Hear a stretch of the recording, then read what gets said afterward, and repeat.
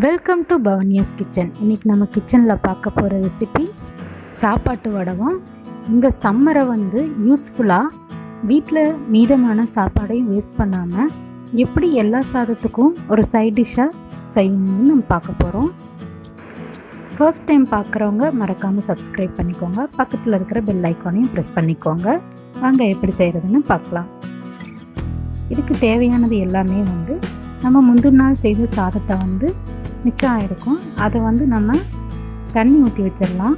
ஒரு 12 hours மேலே இது ஊறிச்சுன்னா இந்த மாதிரி நல்லா பிழிஞ்சு எடுத்துட்டு, கொஞ்சம் தண்ணி இல்லாமல் கூட நல்லா பிழிஞ்சு எடுத்துட்டு நம்ம இதுக்கு மசாலா ஆட் பண்ணிக்கலாம். இது கூடவே பார்த்திங்கன்னா 1 tablespoon அளவு மிளகாத்தூள், 1/2 tablespoon சீரகம், 1/2 tablespoon அளவு உப்பு சேர்த்துட்டு கொஞ்சமாக பெருங்காயம் சேர்த்துக்கலாம். இது நல்லா கையிலேயே மசிச்சு பிசைஞ்சிக்கலாம். குழந்தைகளுக்கு எப்படி சாதம் பிசைவோமோ அந்த மாதிரி நல்லா நைஸாக கையிலேயே பிசைஞ்சிக்கலாம். இது 12 hours மேலே ஊறி இருக்கிறங்காட்டி அதில் கொஞ்சம் புளிப்புத்தன்மை இருக்கும். இந்த மாதிரி கொஞ்சம் கொலன்னு இருக்கிற மாதிரி செஞ்சுக்கோங்க. ஒரு பிளேட் எடுத்துகிட்டு அதில் சின்ன சின்ன உருண்டைகளாக அப்படியே வச்சிடலாம்.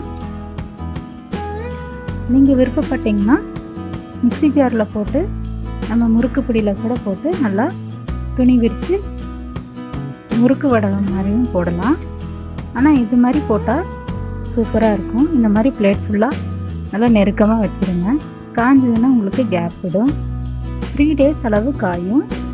நல்லா காஞ்சதுக்கப்புறம் இந்த மாதிரி நல்லா சத்தம் வரும்.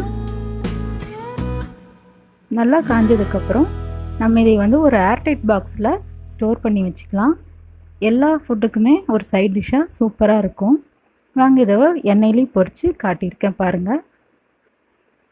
உங்களுக்கு இந்த ரெசிபி பிடிச்சிருக்குன்னு நினைக்கிறேன். பிடிச்சிருந்தால் லைக் பண்ணுங்கள், ஷேர் பண்ணுங்கள், கமெண்ட் பண்ணுங்கள்.